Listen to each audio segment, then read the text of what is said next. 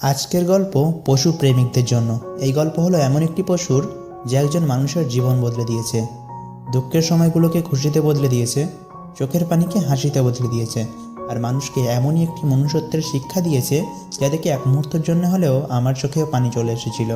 তো গল্পটি অনেক বড় এবং যার প্রতিটা কথা তুলে ধরতে গেলে অনেক বড় হয়ে যাবে ভিডিওটি, তাই আমি তার অল্প কিছু মেন প্লট আপনাদের সামনে সাধারণ ভাষায় তুলে ধরলাম। গল্পের শুরুতে একটি বাড়ি দেখানো হয়, যে বাড়িতে প্রচুর কুকুরের বাচ্চাকে বন্ধ করে রাখা হয়েছে।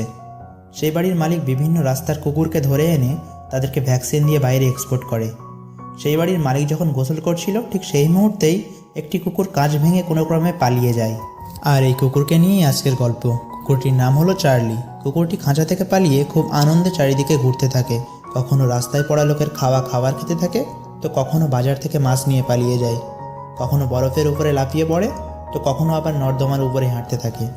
এইভাবেই চার্লি একদিন চেন্নাইতে এসে পৌঁছায়।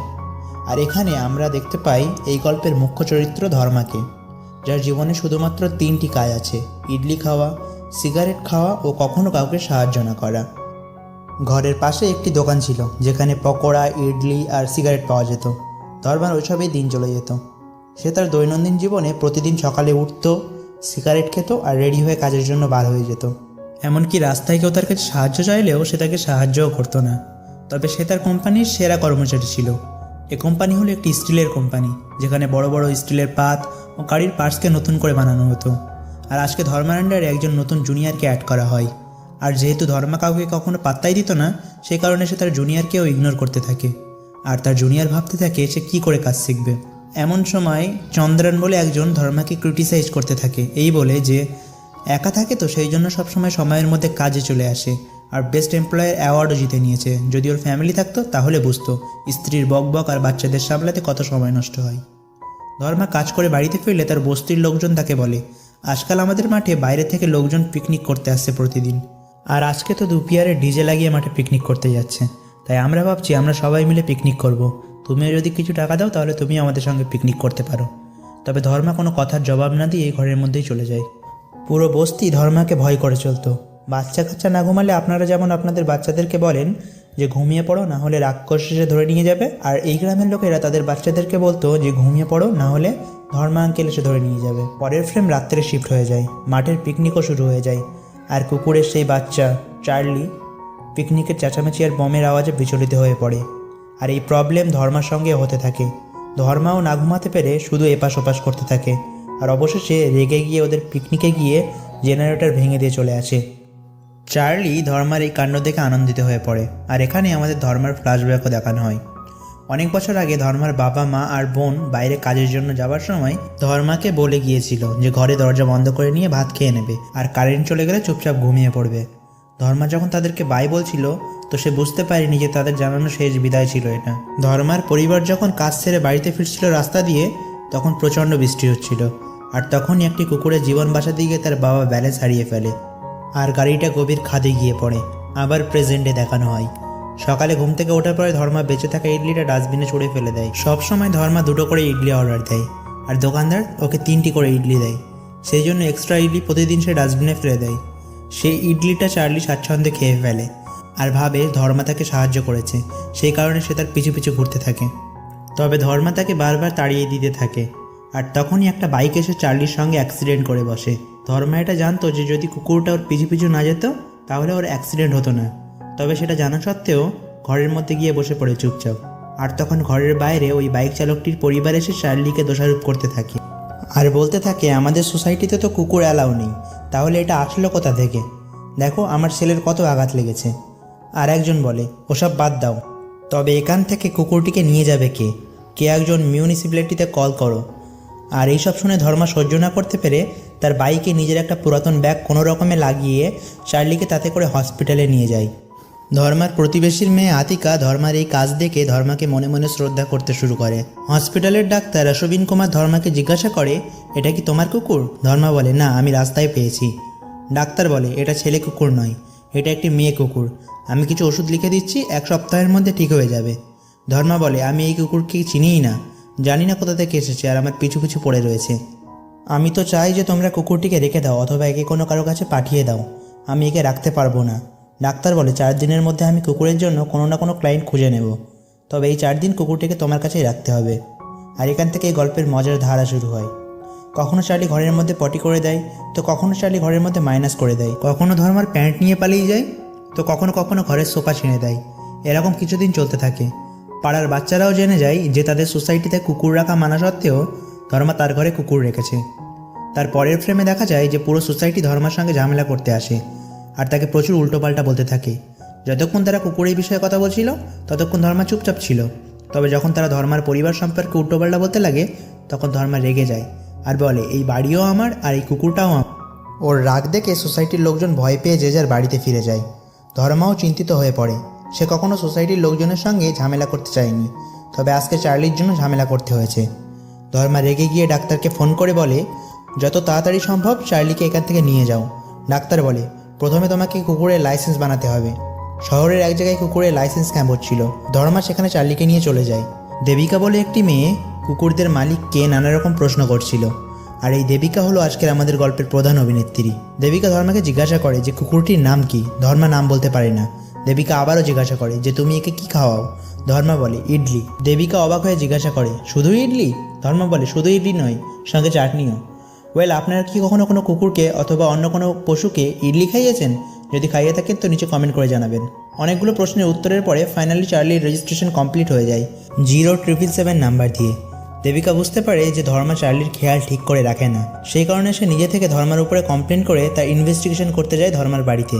আর দেখতে পায় ধর্মার ঘর নয়, যেন একটা বার, আর তার উপরে চারদিকে সিগারেটের টুকরো ছড়িয়ে আছে।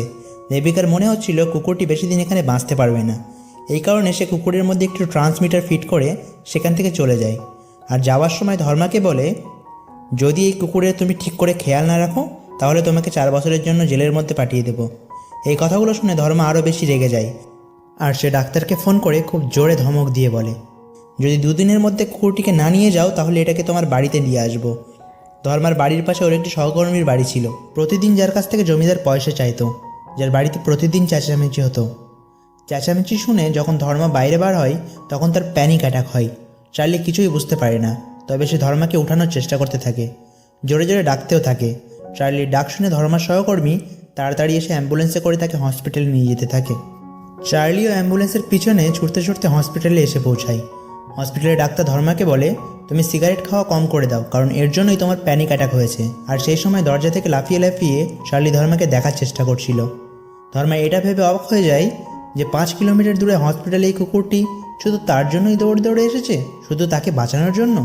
আর এই কারণেই ধর্মার মনের মধ্যে কুকুরটির জন্য ফিলিংস তৈরি হয়ে যায়, আর একজন অ্যানিমেল লাভার হয়ে যায় সে। রাত্রে যখন ধর্মা টিভি দেখছিল তখন টিভিতে চার্লি চ্যাপলিনের একটি শো চলছিল, আর তখন থেকে ধর্মা কুকুরটিকে চার্লি বলে ডাকতে শুরু করে। চার্লি সবসময় টিভিতে আইসক্রিম দেখে লাফাতে থাকতো, তাই পরের দিন ধর্মা চার্লির জন্য আইসক্রিম নিয়ে আসে, আর চার্লি ধর্মাকে দেখতে পেয়ে লাফ দিয়ে গলায় ওঠার চেষ্টা করে। ঠিক তখনই ডক্টর আশ্বিন একটি পরিবার নিয়ে ধর্মার বাড়িতে আসে, আর ধর্মাকে বলে আজ থেকে তোমার কোনো প্রবলেম হবে না, আর এই লোকগুলো এই কুকুরটিকে নিয়ে যেতে এসেছে। কুকুরটির বদলে তোমাকে কিছু পয়সাও দিয়ে দেবে, ফলে তোমার সমস্যা মিটে যাবে আর আমারও। বাচ্চা দুটি তাদের নতুন কুকুর চার্লিকে দেখে খুবই খুশি হয়ে যায়, তবে ধর্মার মন খারাপ হয়ে পড়ে, কারণ সে আস্তে আস্তে চার্লিকে ভালোবাসতে শুরু করেছিল। সে চার্লির জন্য যে আইসক্রিম এনেছিল তা দেওয়ার আগেই তারা চার্লিকে নিয়ে চলে যাচ্ছিল। এখানে আমরা ধর্মার চোখে পানি দেখতে পাই। পরের দিন কাজে গিয়েও সে তার কর্মচারীর উপরে খুব চেঁচামেচি করে আর নিজের কাজও খারাপ করে। এক কথায় সে পুরো মেন্টালি ডিস্টার্ব হয়ে পড়ে। ধর্মা বাড়িতে ফিরলে তার প্রতিবেশীর মেয়ে আতিকা তার কাছে এসে বলে আমি আপনাদের জন্য একটি ড্রয়িং বানিয়েছি, এটা চার্লিকে অবশ্যই দেখিও। ধর্মা ঘরে গিয়ে ছবিটা খুলে দেখে ছবির মধ্যে ধর্মা ও চার্লি দুজনে ঘরের বাইরে বসে আছে। ছবিটা ধর্মার মন ছুঁয়ে যায়। তখনই ধর্মার কাছে ডক্টর আশ্বিনের কল আসে। ডক্টর বলে তুমি চার্লির লাইসেন্সটি ওদের কাছে দিয়ে এসো, ওরা তা চাইছে। ধর্মা তাদেরকে লাইসেন্সটি দিয়ে আসতে গিয়ে দেখে কুকুরের ভয়ে তারা সবাই জড়সড় হয়ে দাঁড়িয়ে আছে। চার্লিকে ঘরে আটকে রাখার কারণে সে ঘরের অবস্থা খারাপ হয়ে গিয়েছে। চার্লি ধর্মাকে দেখতে পেয়ে এক লাফে তারা করে চলে আসে, আর ওই লোকগুলো ধর্মাকে বলে যে তুমি চার্লিকে নিয়ে চলে যাও, আমাদের কুকুর চাই না। আর ধর্মাও খুশি হয়ে চার্লিকে নিয়ে চলে আসে। একদিন আতিকা চার্লিকে থ্যাংক ইউ বলা শেখায়, আর যখন ধর্মাকে থ্যাংক ইউ বলতে বলে তখন চার্লি থ্যাংক ইউ বলে না, অনেক চেষ্টার পরেও বলে না। অবশেষে কাঁদতে কাঁদতে আতিকা সেখান থেকে চলে যায়। পরের দিন ধর্মা নিজের কাজ শেষ করে বাড়িতে ফিরে চার্লিকে ডাকলে সে ডাক শোনে না, আর নিজের জায়গা থেকেও নড়ে না। ধর্মা তাড়াতাড়ি চার্লির কাছে এসে দেখে সে বমি করে রেখেছে, তৎক্ষণাৎ সে তাকে ডাক্তারের কাছে নিয়ে যায়।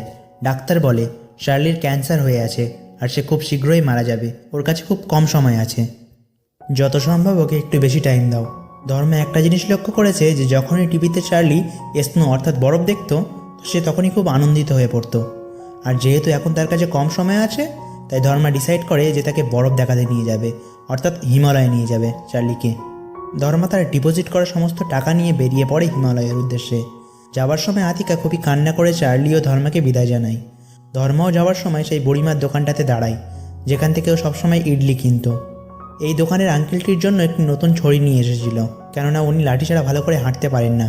তবে ধর্মার ছড়ি নিয়ে আসার আগেই আঙ্কেলটি শহর থেকে একটি ভালো ছড়ি কিনে নিয়ে এসেছে, তাই লাঠিটা নিজের কাছে রেখেই ধর্মা তার কুকুর চার্লিকে নিয়ে একটি নতুন অ্যাডভেঞ্চারে বেরিয়ে পড়ে। তখনই ডক্টর অশ্বিন তাকে একটি ভিডিও ফরওয়ার্ড করে আর বলে, দেখো চার্লির ক্যান্সারের কারণ জেনে গিয়েছি। আর তখনই সেই ভিডিওটা দেখে ধর্মার গায়ের লোম সাথে সাথে শিউরে ওঠে। চার্লি এতদিন যে খারাপ লোকটির কাছে ছিল সে তাদের বংশবৃদ্ধির জন্য তাদের উপরে এক ধরনের ইঞ্জেকশন পুশ করত, এর ফলেই চার্লির ক্যান্সার হয়েছে। এই ভিডিও দেখার পরে ধর্মা সেই ব্রিডারটির বাড়িতে গিয়ে তাকে ভীষণ মারে, মাটিতে পুঁতেও দেয় এবং তার সঙ্গে সেলফিও নেয়। এই খবর অ্যানিম্যাল ডিপার্টমেন্ট অফিসেও পৌঁছে যায় আর সেখান থেকে দেবিকা ও তার টিম এসে সেই ব্রিডারটিকে পুলিশের হাতে তুলে দেয়। তবে দেবিকা বুঝতে পারে না যে ধর্মা চার্লিকে নিয়ে কোথায় যাচ্ছে, এই কারণেই সে তাদের পিছু করতে শুরু করে দেয়। সে মনে করে এই ব্রিডারের মতো ধর্মাও একজন ব্রিডার। ধর্মা চার্লিকে একটি ল্যাম্পপোস্টে বেঁধে রেখে শপিং মলে কিছু কিনতে যায়। রাস্তায় বসে থাকতে থাকতে চার্লি আইসক্রিমের দোকান দেখতে পায় আর সে আইসক্রিমটি খাওয়ার জন্য আইসক্রিমের পিছু পিছু দৌড়াতে থাকে। আর ওকে ধরার জন্য ধর্মাও ওর পিছু পিছু ছুটতে থাকে। আর এরকম অবস্থায় চার্লির দ্বারা একটি টপ পুলিশের গাড়ির উপরে গিয়ে পড়ে আর পুলিশের গাড়ির কাঁচ ভেঙে যায়। এর ফলে চার্লি ও ধর্মা উভয়কে জেলে যেতে হয়। আর এদিকে দেবিকা ওদেরকে খুঁজতে খুঁজতে থানায় এসে পড়ে আর পুলিশকে বলে ও হচ্ছে একজন ব্রিডার, ও পশুদের উপর অনেক অত্যাচার করে আর তাই পশুকে ছেড়ে ওকে লকআপে আটকে রাখুন। ধর্মা এই কথা শুনতে পেয়ে পুলিশের ব্যাগে একটি আলো ফেলে আর চার্লি এটা ধরতে গিয়ে পুলিশের ব্যাগে কামড়ে দেয়। সে যন্ত্রণায় পুলিশ তৎক্ষণাৎ চার্লি সহ ধর্মাকে পুলিশ স্টেশন থেকে বার করে দেয়। দেবিকা তখন ধর্মাকে এসে বলে যে আমার টিম না আসা পর্যন্ত আমি তোমাদের সঙ্গেই যাব। আর এখান থেকেই আবার এদের জার্নি শুরু হয়। এরা এখন এসে পৌঁছেছে রাজস্থানে। চার্লি এখানে কিছু মানুষকে মোটর প্যারাগ্লাইডিং করতে দেখতে পায় আর তাদেরকে সে খুবই আনন্দিত হয়ে যায়। ধর্মা মনে করে এমনিতেও চার্লির জীবনে অল্প সময় আছে, তাই যতটা সম্ভব আমি তাকে খুশি দেব। সেই কারণে সে জীবনে প্যারাগ্লাইডিং না করা সত্ত্বেও চার্লির খুশির জন্য আজকে তাকে নিয়ে প্যারাগ্লাইডিং করতে যায়। আর এখানে খুবই সুন্দর সিনেমাটিক শট আমাদেরকে দেখানো হয়, যেখানে দুজনে মিলেই একজন হেল্পারের সাহায্যে আকাশে উঠতে থাকে। দেবিকা এতক্ষণ মনে করছিল যে ধর্মা তার কুকুরটিকে বেচতে যাচ্ছে অথবা তার কোনো ক্ষতি করতে যাচ্ছে, কিন্তু এখন সে ক্লিয়ার হয়ে গিয়েছে। সে বুঝতে পেরেছে যে চার্লির ক্যান্সার হয়েছে এবং তার কাছে খুবই অল্প সময় আছে আর তাকে বরফ দেখানোর জন্য ধর্মা তাকে হিমালয়ে নিয়ে যাচ্ছে। তার গল্প শুনে ইন্সপায়ার হয়ে দেবিকা তার টিমকে ডেকে নেয় ধর্মার ইন্টারভিউ নেওয়ার জন্য।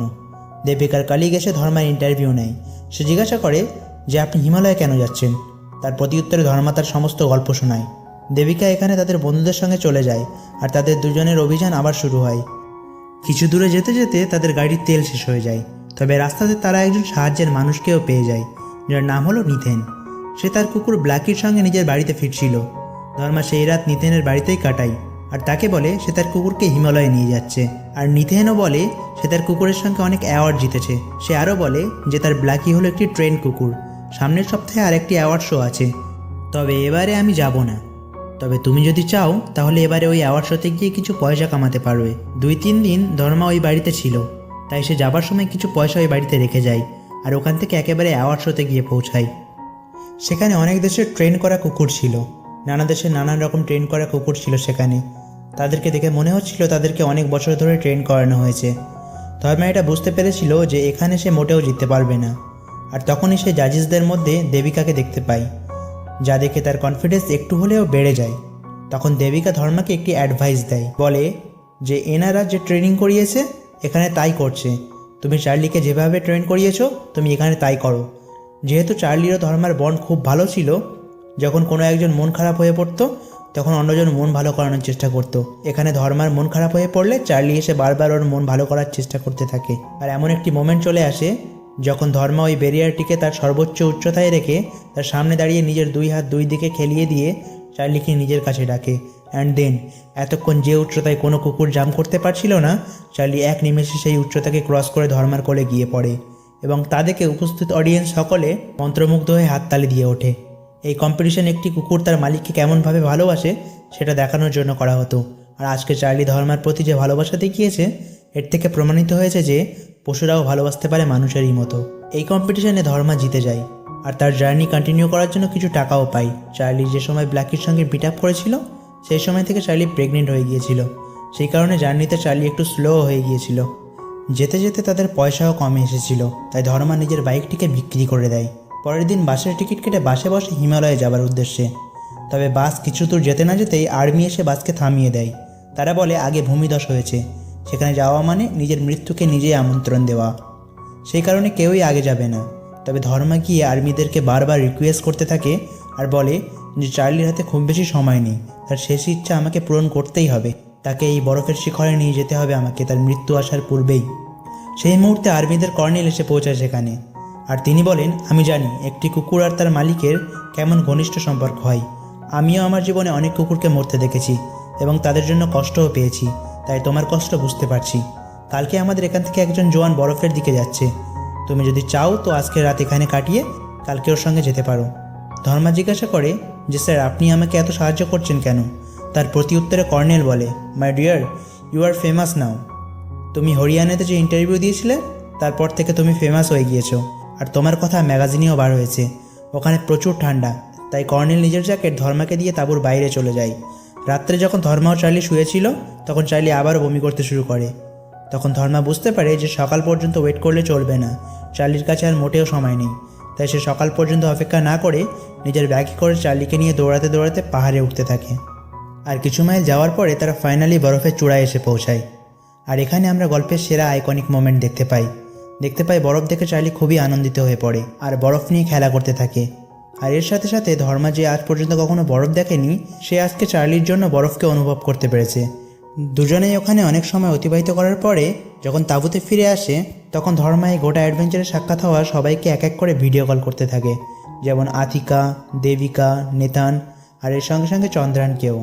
তাদের সঙ্গে কথা বলতে বলতে অনেক সময় চলে যায় আর রাত হয়ে যায়, আর এই জন্য পরের দিন সকালে বার হবার কথা ভাবে। তবে পরের দিন সকালে উঠে সে আর চার্লিকে খুঁজে পায় না। আশেপাশে চারিদিকে সব তাঁবুতে খোঁজাখুঁজির পরেও চার্লিকে খুঁজে পায় না। চিন্তিত হয়ে সে একা একাই পাহাড়ে উঠতে শুরু করে নিজের কুকুরকে খোঁজার জন্য। চার্লির নাম ধরে ডাকতে ডাকতে অনেকটা পথ এগোনোর পরে সে একটা মন্দির দেখতে পায়। মন্দিরটি চাতালের উপরে চার্লিকে বসে থাকতে দেখতে পায়। চার্লিকে দেখতে পেয়ে প্রথমে ধর্মা কেঁদে ফেলে, তারপরে সেও চাতালের উপরে বসে পড়ে। চার্লি ধর্মার কোলে এসে বসলে ধর্মা শেষবারের জন্য ধন্যবাদ জানিয়ে বলে আমি তোমাকে ছাড়া বাঁচতে পারবো না, তুমি আমাকে ছেড়ে কেন চলে যাচ্ছ? সেই মুহূর্তে মন্দিরের পিছন থেকে একটি কুকুরের বাচ্চার কান্নার আওয়াজ আসে। ধর্মা ওখানে গিয়ে দেখে চার্লির একটি বাচ্চা হয়েছে এবং সে কাঁদছে। যেহেতু চার্লি জানতো যে তাকে ছাড়া ধর্মা বাঁচতে পারবে না, সেই জন্য সে যেতে যেতে তার বাচ্চাকে তার কাছে রেখে গিয়েছে। ধর্মা তার নামও চার্লি রাখে। ধর্মা বাড়িতে ফিরে আসে। চার্লির নামে একটি অ্যানিম্যাল ট্রাস্ট খোলে, সেখানে সব পশুদের ঠিক করে খেয়াল রাখা হতো। এর সঙ্গে সঙ্গে চার্লির একটি স্ট্যাচু আমাদেরকে দেখানো হয়, যেটাতে ইয়ার লেখা ছিল 2019 থেকে 2021 পর্যন্ত। আর এখানেই আমাদের গল্পের সমাপ্তি ঘটে।